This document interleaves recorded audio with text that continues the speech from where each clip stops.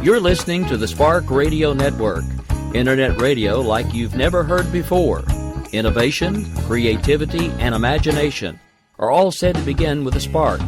So fasten your seatbelt and take the ride of your life and listen for the spark.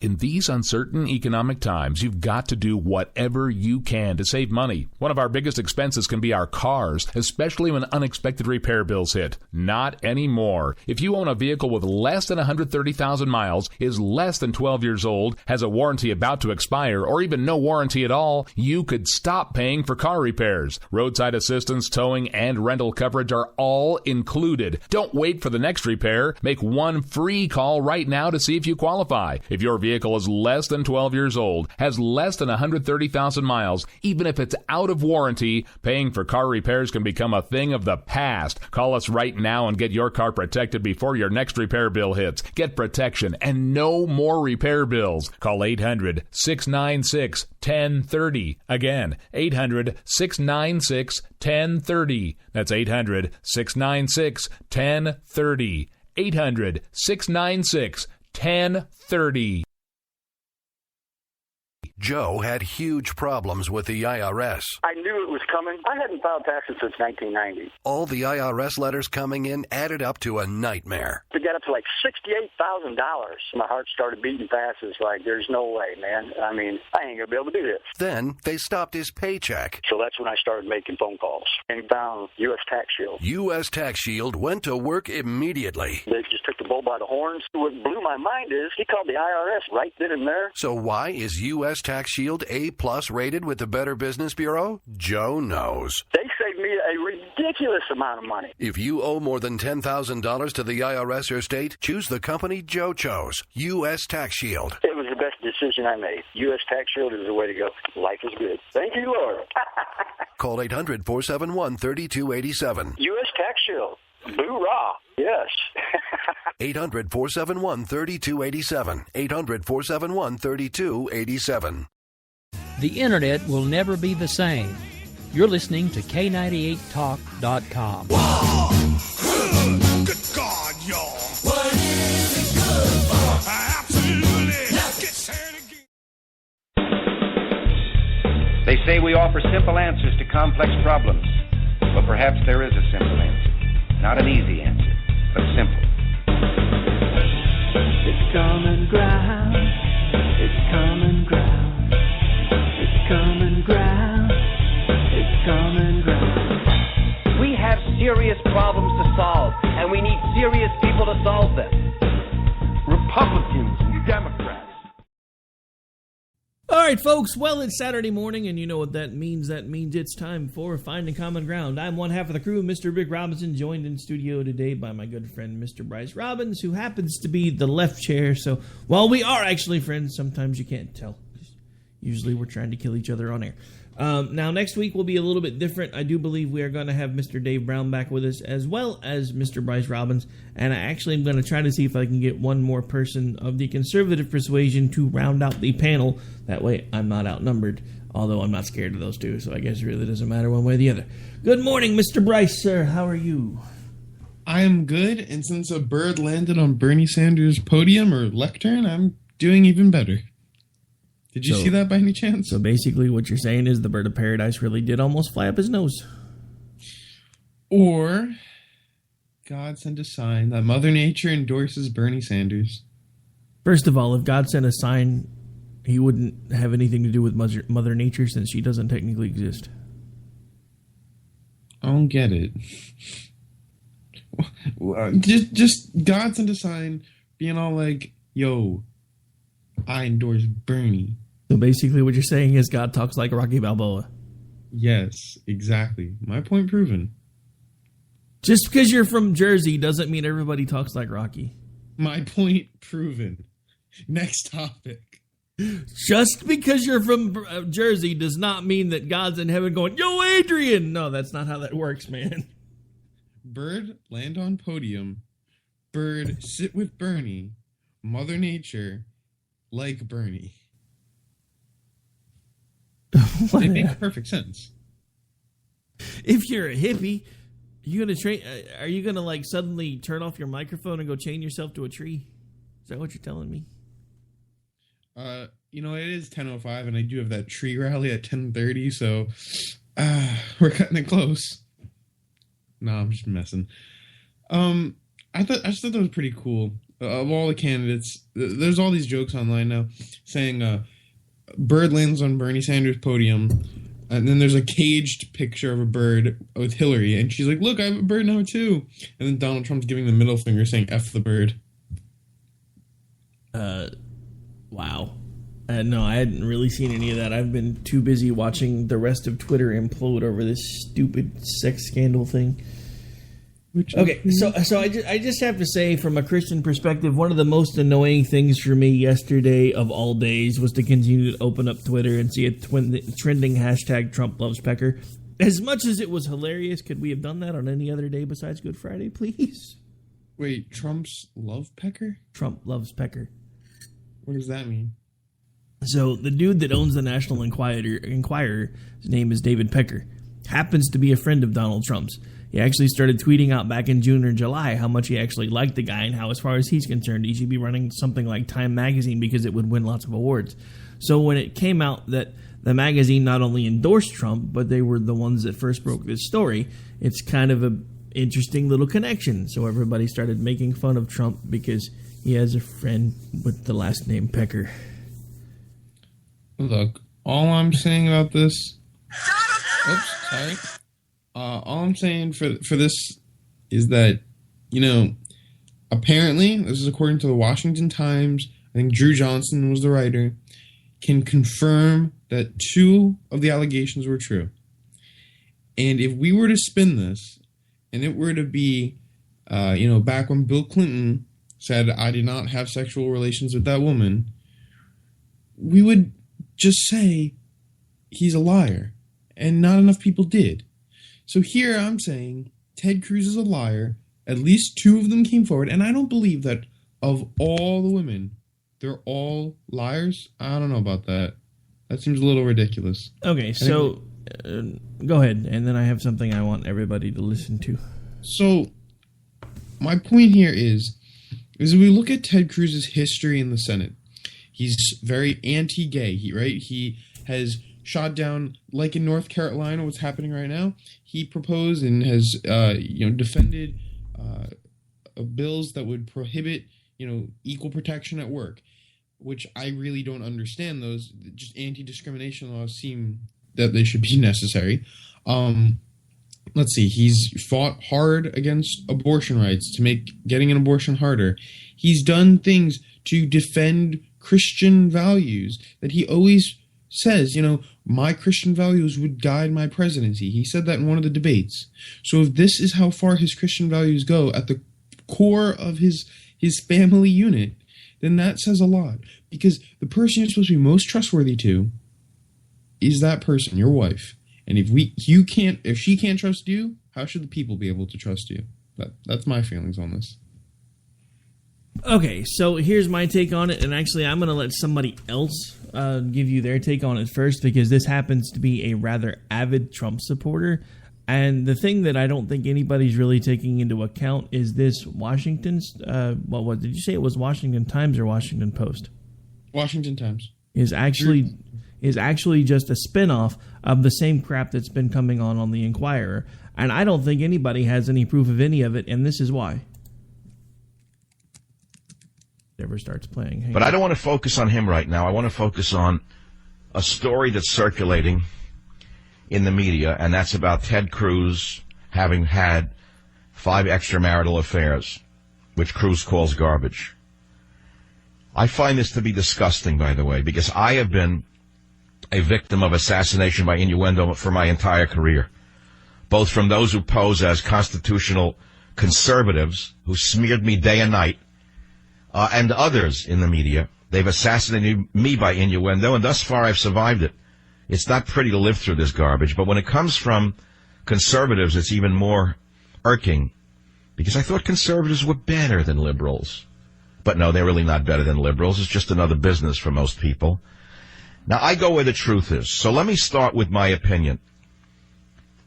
This came out today from Fox 32 News in Chicago based upon a National Enquirer story that just broke, which says that Cruz was involved in 5 extramarital affairs, citing unnamed political insiders. Now, Cruz vehemently denied the claims today. Do we have the sound of Cruz, Robert? If we do, would you kindly play it? The National Enquirer published a story. It is a story that quoted one source on the record, Roger Stone, Donald Trump's chief political advisor. Let me be clear, this National Enquirer story is garbage. It is complete and utter lies. It is a tabloid smear, and it is a smear that has come from Donald Trump and his henchmen. Well, by what I have learned, and this is an exclusive to the Savage Nation, you're not going to hear it from anyone else, because no one has the sources I have on this story. I have sources. And let me tell you something. I support Donald Trump, but the scandal is false. That's what I've been told by someone who has a source, someone who I, let us say, work with closely, who I would trust with my life, has a source inside the Enquirer. He called the Enquirer, and he was told this, and this is all anonymous. I'm quoting now. He said, "We don't have it," meaning it's all innuendo. And it was written very carefully, implying it without stating it, to smear Ted Cruz. So I asked, who owns the Enquirer? And this source told me the Enquirer is owned by AMI. AMI is run by a David Pecker. David Pecker is a close friend of Donald Trump. David Pecker flies to Florida from New York on Trump's private jet. I was told, again, I can't confirm or deny it, that Mr. Pecker, what a name, is personally involved in the anti-Cruz stories. Now, I don't blame Donald Trump, but if he finds out that this Pecker is behind it, he should get rid of this connection, because this is not going to help him at all. David Pecker is chairman, president, and CEO of American Media, Inc. AMI owns the National Enquirer, the Star, the Globe. So, my friends, in my opinion, this is utter garbage, and Cruz is rightly offended. This is assassination by innuendo. It's important you hear this. It's real important that you hear this, because I go where the truth is. I've supported Trump, and probably still will, but if he won't disavow this guy Pecker and this story, I may withdraw my support from anyone in this campaign. I'll tell you right now. I have nothing to gain or lose personally from it, unlike many in the media who are tied at the hip to the candidates they support. I am not going to support anyone who engages in assassination by innuendo. And so that's all I want to say on that matter. So there you have it from someone that I've actually been calling out on a lot of my shows recently for his avid Trump of support, basically telling you exactly what a lot of us think on this, which is the fact that the Enquirer happens to be run by a friend of Donald Trump's, and the National Enquirer has already endorsed Donald Trump. I'm sorry, I don't believe in coincidences. And is it really that big of a jump that some of these other magazines and these other online publications would be jumping on this story and claiming they've been able to validate it when they probably have not been able to validate it, all for the sake of being able to increase their ratings? Because sex sells. It's why it's always in the news. Of course. But what I'm saying is that you think 5 women are all lying? Okay, so look at this from my perspective. The dude looks like a younger version of Grandpa Munster, and you're telling me he's a player. I don't buy it. I mean, did you see the women? Dude, so look. I mean, all right. that was a low blow on my part. I apologize. Which is why I left it on the table. What? Which is why I left it on the table. If you'll notice, you got a bunch of crickets after you said it. But my point with this is, look, if it comes out to be true, then Cruz is done. But until it can actually be substantiated with actual proof, this shouldn't be happening. This is what Donald Trump does to everyone who ever stands against him. This is why I'm so terrified that he's going to be the guy that gets the White House. Because if he's willing to do this to get the White House, what is he going to be willing to do to be able to keep it? Do you honestly think that somebody that is this power driven and this crazy about power is going to go for 2 terms and that's going to be it? I don't think so. Well, again, I'm not a Trump fan, so I agree with you. I think he's a fucking lunatic. But, oh, and by the way, one of them apparently was a hooker, so, you know, money trumps looks. Get it? Trumps? Got it. But the problem here is that, yes, while Donald Trump is an asshole, that's not taking away, that's not, I don't know what that has to do with the fact of the matter that 5 women are coming forward saying this happened. I mean, we should hear them out, right? It's only fair. Now, hang on a second, because this brings up another interesting point. What happened in the court of public opinion with Bill Cosby? Even though now it's come out that half the women that were screaming all this stuff were not being honest. And I understand that means the other half were being honest. But again, I find this really hard to believe. Because either that or Cruz is an idiot. Because anyone who goes around touting the Bible and talking about the Bible as much as he does, that does these type of things behind closed doors, has to understand that at some point it was all going to blow up in his face. And if that's what he's done, then that's on him. But what I'm saying is, at this point in time, since there is no proof, and there has been no proof, and all of this is coming forward from a rag like the National Enquirer. What the hell is this? Men in Black, where all of a sudden the National Enquirer is the actual news? I mean, what the hell? I mean, come on, look, and this, if Savage had not said what he just said right then and there, I would probably be siding with you on this. But this guy has been an avid, completely rabid Trump supporter since day one. The only other louder cheerleader for Donald Trump has been Sean Hannity. And even Savage is saying, this is crap. You know it's crap. And when you can tell everybody it's crap, you need to get the hell away from it.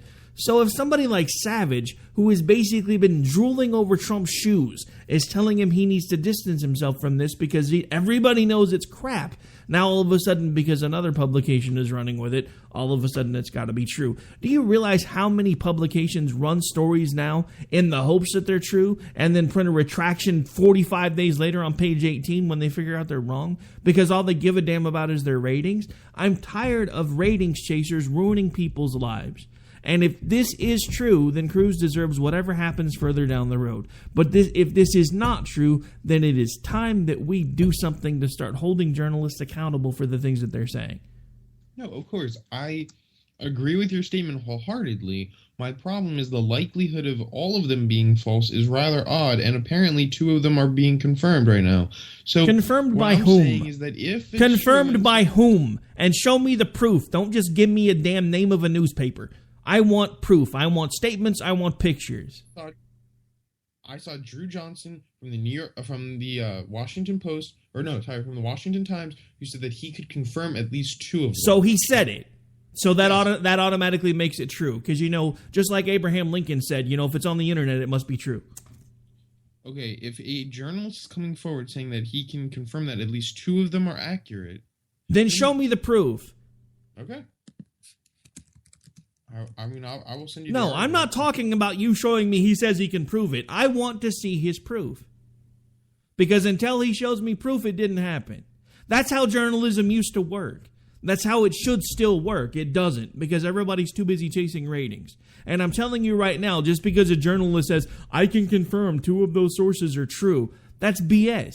Because how many times has it come out now that they couldn't confirm that the sources were true? But they kept spraying and praying and hoping that one of them would come out before the story actually fell apart. And 9 times out of 10, they still managed to get it right. But I'm saying, what if this is that 1 out of 10 times? I'm saying, from what he said, quote, coming clean, from what I know, at least 2 of the women named as Cruz mistresses by the National Enquirer are accurate. Okay, I understand that. You keep repeating the same shit. It doesn't change anything that he's not providing any proof. All he says is, I know 2 of them are being honest. Show me the proof. Show me pictures. Show me texts. Show me something. Show me something that substantiates the crap these people are saying, and then I will recant everything that I'm saying right now. But what I'm telling you is, until I can see absolute proof, I'm tired of the media being able to smear anybody they want to in the hopes that they get to sell more papers. my biggest problem here, and as I said it before, is that if this is true, which it might be looking like it is, then Ted Cruz has a big problem because he is the man who's always been talking about... And I just said as much. But what I'm saying is let's stop giving it fucking press coverage until we can see the proof. What proof are you looking for? A picture of them making out? Okay, look, in this day and age, there've got to be emails, text messages, pictures, receipts of restaurants they went to together, something, anything to substantiate the claims other than somebody taking a freaking article from the National Enquirer and saying, I know that these two women are telling you the truth. That is not proof. That wouldn't even be enough proof for an investigation to be started unless they actually had a signed affidavit from one of the people involved in it. That's not, I mean, so his statement is crap. It's nothing. It's not even enough to start digging in a court of law. And I know this because this is what I used to do for a living. So that's what I'm trying to explain to you. This is crap. The fact that the media can now basically come out and say whatever they want to say, whenever they want to say it, with absolutely no substantiating facts is crap. And that needs to change. And until it does, we're never going to have another election where somebody's not throwing mud about stupid crap. And I'm tired of it. I don't care if it's Donald Trump. I don't care if it's Ted Cruz. I don't care if it's frickin' Marco Rubio. I don't even care at this point if it's Hillary and Bernie. I'm tired of the damn mudslinging. I'm tired of everybody getting so down deep in the mud on election day and election cycle that you can't tell who the good guys are from the bad guys anymore, because by the time it's all done, they're all covered in blood. It's crap! Well, let me just tell you this, that apparently now you're pointing fingers at Donald Trump. Now it's being looked at that it's actually Marco Rubio's allies who are spreading the source. So, I mean... Now, what did I just say? I don't care who started it. Trump, Rubio, Cruz, Kasich, I don't give a shit. What I'm telling you is I'm tired of the media not having to face any consequences when they ruin people's lives. Because the simple fact of the matter is this story never should have come out until they had proof. And nobody has any proof. And that is exactly what Michael Savage just said. Life ruined. I mean, for all the times he's stood up against things that help people, that save lives, such as Obamacare for one, such as their access to abortion, gay marriage, defending their lives. I mean, maybe this guy deserves a little fucking mud being thrown at him because he's thrown some shit at the American people for years now. Do you want to back up and realize everything that you just threw out there? Yes, this man read Green Eggs and Ham on the Senate floor to filibuster Obamacare rather than try to make it better. Just saying we will repeal Obamacare is not making... How do you make that fucking train wreck any better? You work together to figure out ways to lower premiums, figure out ways to get drug costs down, things that Hillary Clinton are actually talking about. Now, while I don't agree with her, I can agree with her on that. Let me ask you, how do you expect somebody who makes, let's say you have a baby that is born prematurely, because this happened in my family, the medical bills are upward of $250,000. If you don't have health insurance, what do? That's the problem. And now we see that 90% of Americans are under health insurance. So for a guy to stand there and read Green Eggs and Ham while America's health care system is broken, and rather than fixing it, is such a dumbass thing to do. It blows my mind that we could still elect an asshole like this who just says we're going to repeal it and never says how. But you want to instead elect the guy that says he's going to be able to make everything free, which is an out and out fucking lie, and you know it. This is crap. He wants to make everything free. That's such a misnomer. He wants to reallocate resources and money so we fund better things in this country rather than war and destruction. We're funding education, which we can do and we did. Okay, so I have a question. For all of you out there that have completed the 12th grade, how many of you took your free high school education seriously? Show of hands. What is that supposed to mean? What is that supposed to mean? When things are free, people stop giving a damn about them. When you don't have to pay for them anymore, you stop giving a crap about them. How many kids in this country drop out every damn day from a freely provided education because they don't give a damn? The simple fact of the matter is when you have no skin in the game, it doesn't matter to you anymore. And it's being proven out over and over and over again. So what I'm saying is making things more free and more free and more free is going to do nothing but make everybody more and more dependent on the government. And I'm sick of all of it. I'm sick of everybody. So the solution is keep the teenagers in debt till they're 45, 50 years old paying student loans. Bullshit. Bullshit. That's not bullshit. I went to college for 4 goddamn years. I don't have any fucking debt, so don't tell me it's not possible to do. the cost of college has gone up 12% every single year. I don't know what year you went to college, but it's becoming extremely high. And I still talk to to people every day that have done it, because they do it the smart way. They go to a junior college for 2 years. They get their basics out of the way. Then they finish their 4-year degree somewhere else. And they do it any way possible, whether it means that they're waiting tables or whatever else that they need to do. The simple fact of the matter is we need to stop making everybody more dependent on the government, because that's what's causing a lot of the problems. I just don't think government's working the right way. I don't think that means we're making more people more dependent on the government. What that means is you're just making state institutions accessible to the people. For example, Rutgers, the school I will probably be attending, has increased its costs dramatically, and it's a state school. You know why? Yeah, because they want to build giant football fucking fields, and their president is taking a $600,000 raise. No, that's not the only reason why. Look at what happens with everything when the government gets involved. When things like Pell Grants start becoming more readily available, what happens to the prices? That's the thing that I've been trying to get across to everybody since the fucking dawn of time. Look at what happened with the railroad industry. When the government started subsidizing the railroad industry, all of the costs went through the roof. And you know why? Because everybody thinks the government is the tit that never stops giving. So all of a sudden a hammer costs $50,000. How many times have you heard about that line item in the congressional budget where somebody's paying $50,000 for a damn hammer? That's my point. If we're going to fix things, we need to honestly fix them. And we can't fix them by making shit free. But we can fix them by making sure that we're actually paying fair market value for shit instead of paying inflated prices because the government's involved. Every time the government gets involved or there becomes a middleman, the prices go through the roof. If you don't believe me, look at the price differences in the 60s for medical care versus the 80s for medical care. Because in the 60s, there was no such thing as an insurance company. In the 70s, they became more prevalent. In the 80s, they were everywhere. And if you look, in 1967, you could break your leg, have an x-ray, go to the doctor for about $40, $50, $60.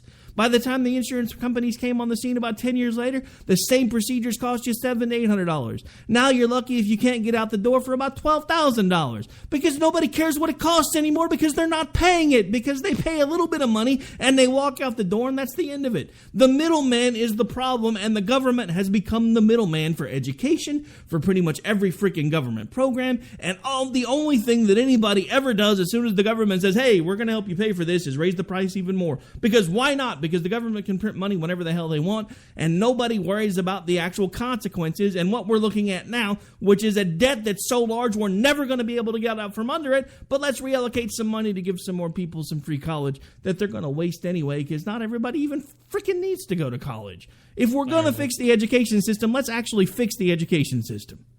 All right. First of all, we look at other countries where colleges or public colleges are tuition free.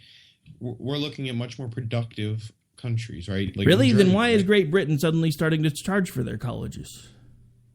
I mean, that's one isolated incident. I don't know why or if they are. I can tell you why.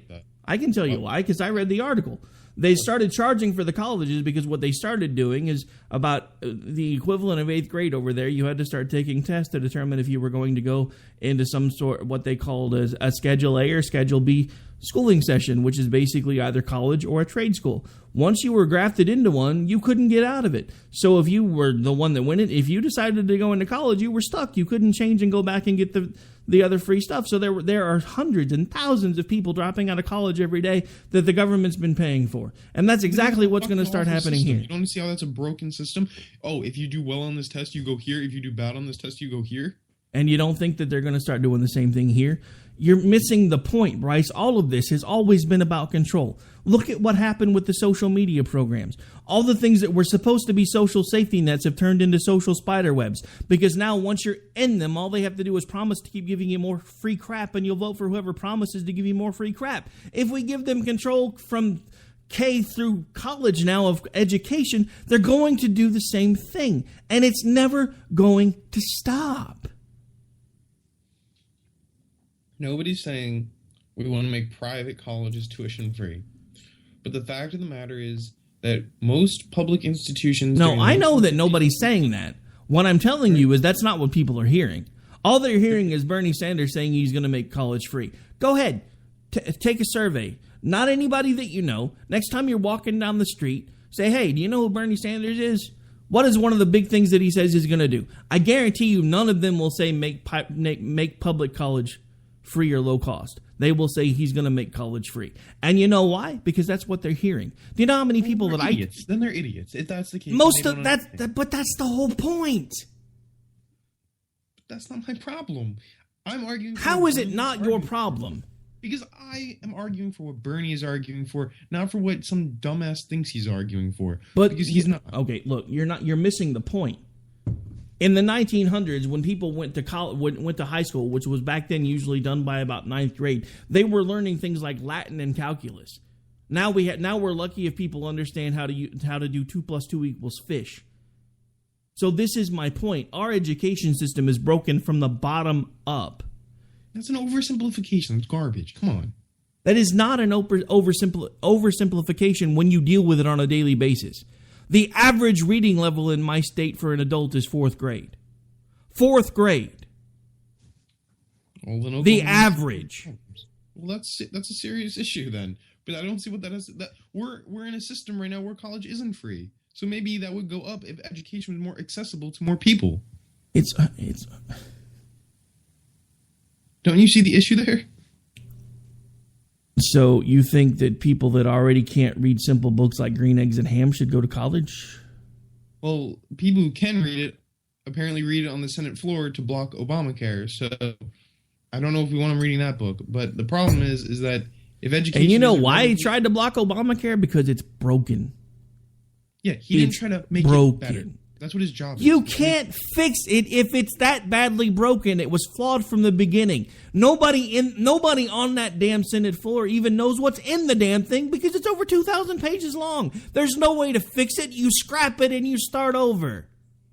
Yeah, and what do you do in the interim? While Americans are still breaking their legs, still having premature The babies, same thing that we did before. You muddle through until you find a way to figure it out and actually make it work because this was crap.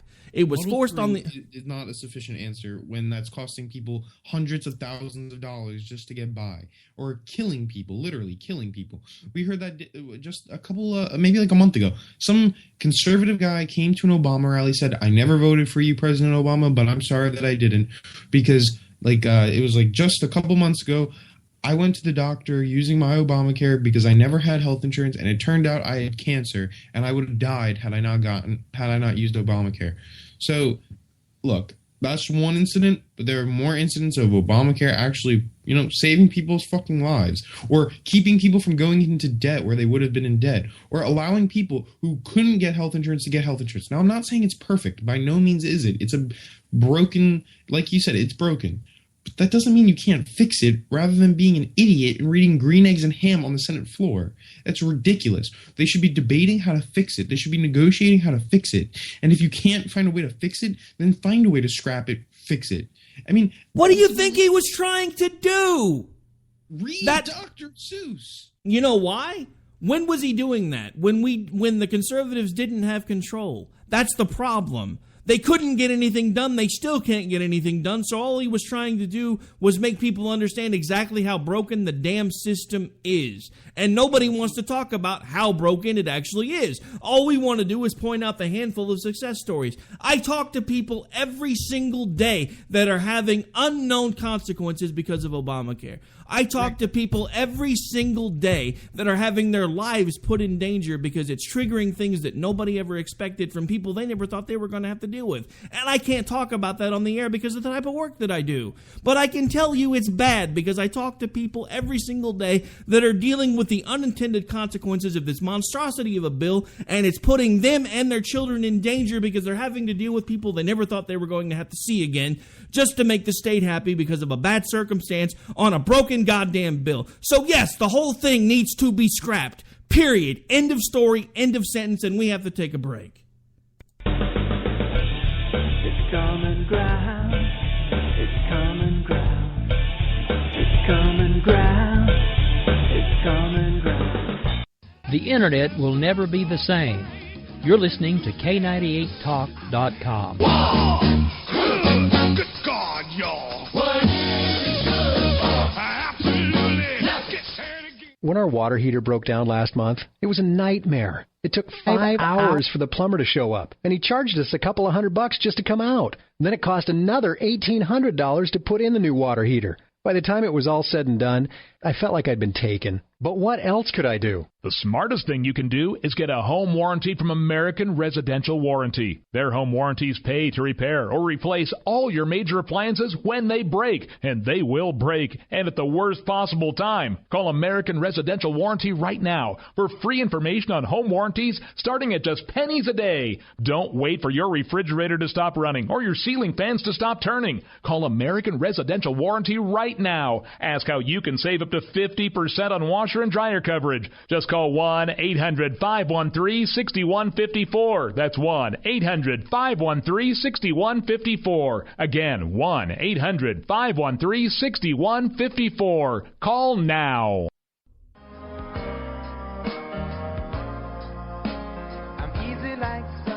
Wondering why you're up early with us on a Sunday morning making a cocktail? News lately got you drinking? Hungover from the mainstream media by Sunday? We are, and we got you covered. We sure do.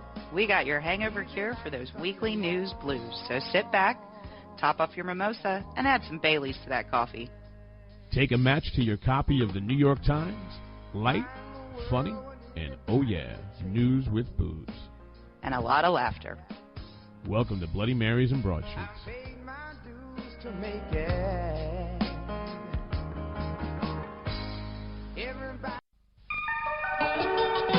The staff of K98 Talk and the Spark Radio Network is proud to announce that our very own Rowdy Rick Robinson has been selected as one of the top conservative talk show hosts in the nation for his program America Off the Rail. Again, congratulations to Rowdy Rick Robinson for a job well done and another reason to stay connected to K98 Talk and the Spark Radio Network.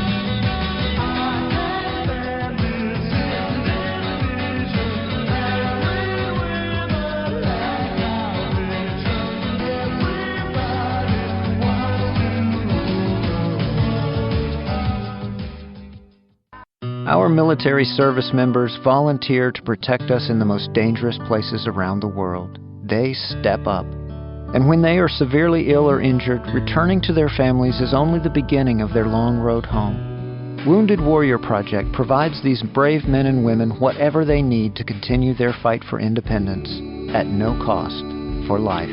So now it's time for a grateful nation to step up. Join us at findwwp.org.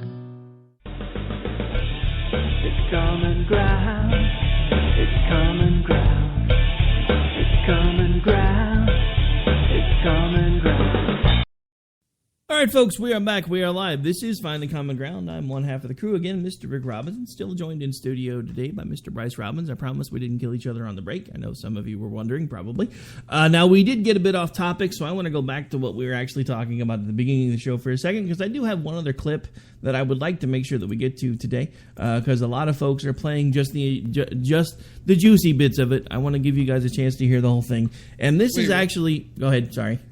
No, I just want to say one thing before you played the clip. Uh-huh. Just to kind of like put some lemon juice on the cut here.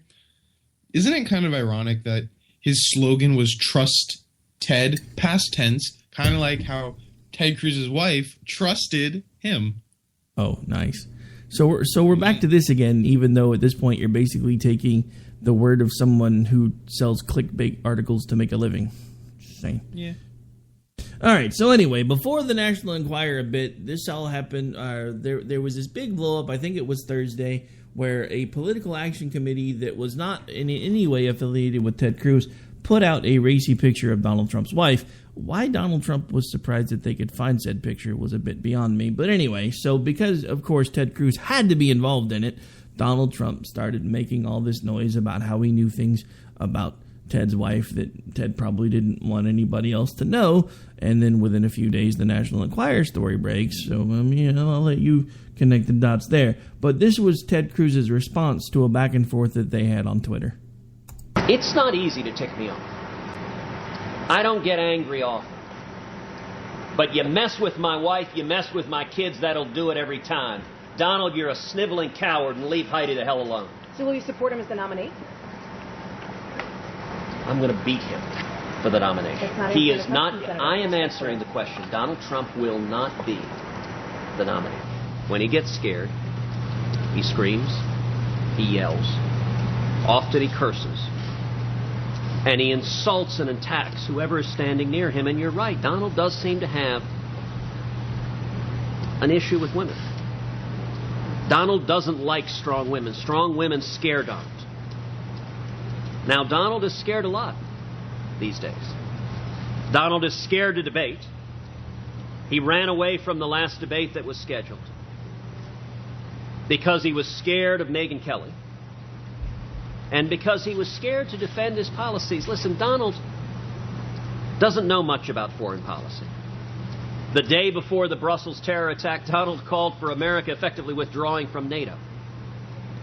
That is utter foolishness. It would hand a massive victory to Putin and to ISIS.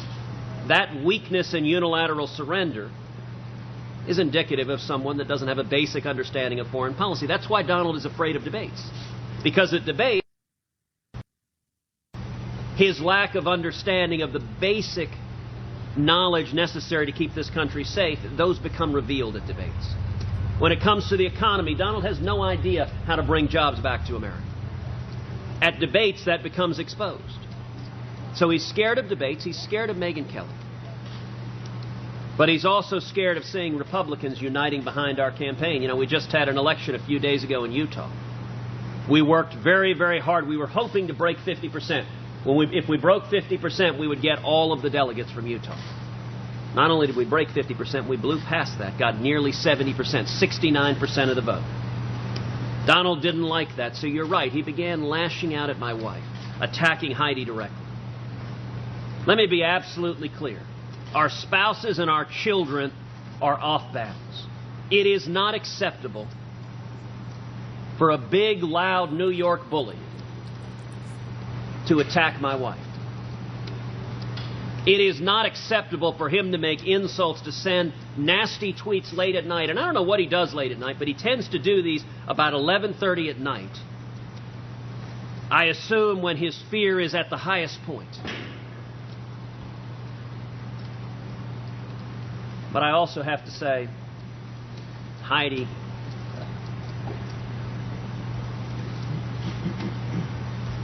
she is the daughter of Christian missionaries. She lived in Africa as a little girl. She is an unbelievable mom. We've got two little girls who are 7 and 5. Caroline and Catherine. I'll tell you, our girls are going to come join us on the road later this afternoon. I'm not looking forward to telling the girls why Donald Trump is launching insults and attacks at their mommy. I'm not looking forward to that conversation because it is acceptable. Real men don't try to bully women. That's not an action of strength. That's an action of weakness. It's an action of fear. It's an action of a small and petty man who is intimidated by strong women. Real men don't do that. And Donald is indicating the fear that keeps him up at night when he lashes out with anger. Heidi is my best friend in the whole world. She is the love of my life. And Donald should stick with attacking me because Heidi is way out of Donald Trump's league. And that was, as far as I can tell, the nearly complete audio of Cruz's response to the back and forth that was going on Thursday. And a lot of the folks are only playing the beginning part where Cruz sounds visibly angry. Now, I will tell you that one thing that I may understand more than most, in this part of the country, you do not talk badly about someone else's family. I don't care how angry you are at them. If you make it about someone else's family, then in this part of the country, you are liable, if you were doing it in person, to be handed back your teeth in a bag. So I can understand why Ted Cruz was as angry as he was. A lot of folks can't. It's one of the first things that he started taking guff over was that his initial response sounded unpresidential. I'm sorry, his initial response sounded exactly Texan. I wouldn't expect anything different, because if someone had said the things that were being tossed back and forth and bantied back and forth about my wife, I would have handed them their teeth back in a bag. Hello? Yes. Hello? Hello? Nice. Apparently we have lost Bryce. Bryce, are you back? Probably not. Nice. Okay, so I'm going to try to get Bryce back. While I'm doing that, we're going to keep yammering along here. It still shows he's online, so I'm going to try it again. Nope, now he's gone again. Okay. I'm not sure if it's on my end or his, but now he's gone, so I think it might actually be on his. We shall try again. Hello? Where you go? Where did you go? I don't know. I'm still here. We're still on the air, so I'm blaming you. All right, my fault. All right, so anyway, we're live. So anyway, where did you lose me? Teeth and bag. Okay, yeah, that was basically the statement. Because as someone from Oklahoma who understands how that works, I have to say, if someone had been doing those things to my wife or saying those things to my wife and had been within arm's reach, I probably would have handed them their teeth in a bag. So I understand why Cruz was angry. But that's just me. All right, please go. Okay. I can hear myself. Can I call you back? Sure. All right. Joys of Live Radio, folks. This is when I should have like some Benny Hill music playing or something. I think I have that floating around somewhere. It's too bad I don't have it queued up. Oh, I'm being talked to. So he says, can I call you back? Then he just called me. I'm so confused.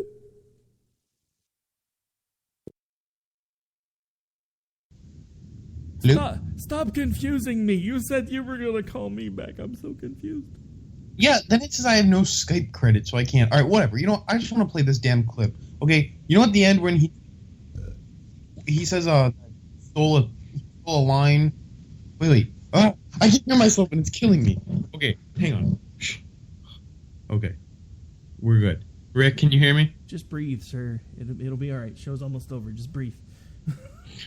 Okay, we're good. So, do you remember the last... You know what, fuck it, I'm just playing the clip. You're going to pick up on yourself. Donald wants to get in the character fight. He's better off sticking with me, because Heidi is way out of his league. If you want a character to debate Bob, you better stick with me, because Sidney Ellen Wade is way out of your league. He stole a line from a Michael Douglas film. Turnbull's? Technically, he didn't steal it. The issue with Ted Cruz is he had... I don't know if anybody is aware that there are basically 3 different types of perfect recall memory. There is photographic, where basically you see anything, you always remember it. There's audiographic, which is when you hear something, you always remember it. And then there's eidetic, which is both. Ted Cruz is reported to have an audiographic memory, so I'm sure he probably did use the line, but it's probably because his head's full of all kinds of crap that he can't ever forget because he remembers everything that he ever hears. But yeah, I was wondering if anybody else was going to notice that, because I noticed it as soon as I heard him say it. Well, yeah, whatever. Now I'm all out of the loop because my audio got fucked up and whatever. Quit whining. You're supposed to be a professional, you little bitch. I don't wanna. Shut it, you little bitch. All right, so we're down to about 8 minutes, so we got to make room for you to come on anyway. So anything interesting coming on your little rant by yourself when I get to, like, put you on autopilot for a minute and go find my earplugs so I don't blow my brains out listening to you? So I'm definitely going to talk about the Batman-Superman movie and play some clips about it. Going to talk about some Bernie Sanders stuff, obviously. Brown chicken, wow, wow. Oh, sorry. Yeah.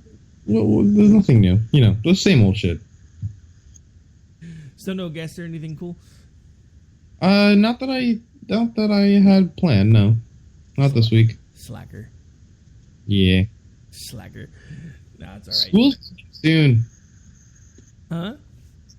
So I can pick it up again, you know, how I always do. Yeah, I know. Don't remind me that you're still young enough that you get a summer break, you little slacker bastard. Exactly. Oh, that's the one thing I kind of wish I could go back and do over again. If I was smart, I would have went into like teaching or something, because at least then I would have had pretty close to the same schedule that I had as a kid. That is true. Maybe I'll become a teacher or a politician. They get breaks all the time. Yeah. You become a politician, I'm going to disown you. No, please. That'd be fun. No. Then you can do news stories on me and be like, he's such an asshole. I do that anyway. That's true. That is true. Yeah, So that is actually very true. So basically, it wouldn't really be very much different, except at least then when I interviewed you, people might actually know who you were. See, this is the problem with our political system. We can go at cutting each other's throats for Obamacare for about 15 minutes, and then go into talking about this, but it seems that in politics they can't. Well, I mean, you bring up an interesting point, and that would be the change in politics over the last 30 years. There used to be a time when it was just like it is when you and I are on the show. When we're defending our points, we do so vehemently, but when it's over, we can still get along. They don't do that anymore. They don't. I mean, there was a quote from Reagan back when, because Tip O'Neill ran things back then as far as the majority of Congress, and he would actually say from 8 to 5 we couldn't stand each other. 5:05 we're out having a beer together, and that's just the way it was. But nobody understands that you can actually stand for your principles and stand for what you believe and still get along with the other side. Nobody understands that anymore. And it's one of the things that I've been slowly trying to bring back, because, I mean, honestly, people that have never heard us before that may have been tuning in for the first time, they would assume that if they were tuning in the middle of that back and forth where you and I were both getting really heated, they would assume we hate each other, because it's all they hear. But they don't understand that you and I work together all the time. We talk back and forth when we're not on the air, because we can actually defend our points and not personally try to kill each other. This is true. But they can't do that anymore. They just can't. It's like it never gets turned off. And to some people, that's actually a good thing. And it was one of the first things that actually, to go back to another host that I actually respect, but I'm starting to get a little concerned over, it's one of the first things that I heard from Glenn Beck that honestly terrified me. Because back when he was involved in both CNN and Fox News, he said he didn't understand it, because when they were on air, they would go at each other, they would defend their principles, they would stand up for things, and then at the end they were all friends. And to him that seemed fake.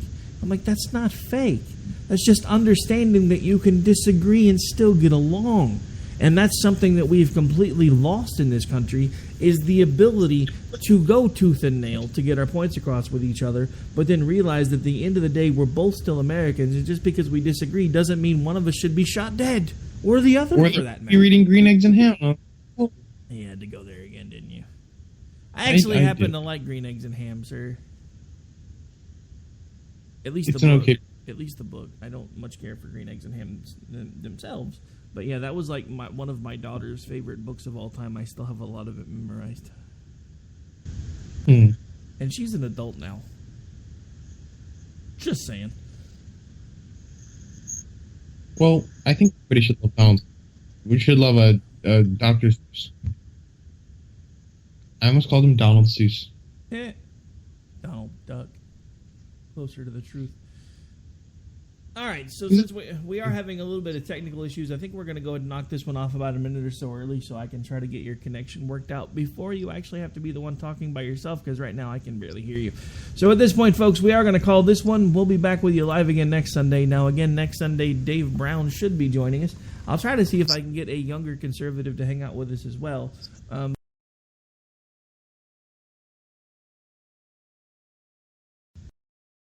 So hopefully my ears don't start bleeding. I'm going to go find some earplugs. Back next week. They say we offer simple answers to complex problems, but perhaps there is a simple answer. Not an easy answer, but simple. It's common ground. It's common ground. It's common ground. It's common ground. We have serious problems to solve, and we need serious people to solve them. Republicans and Democrats.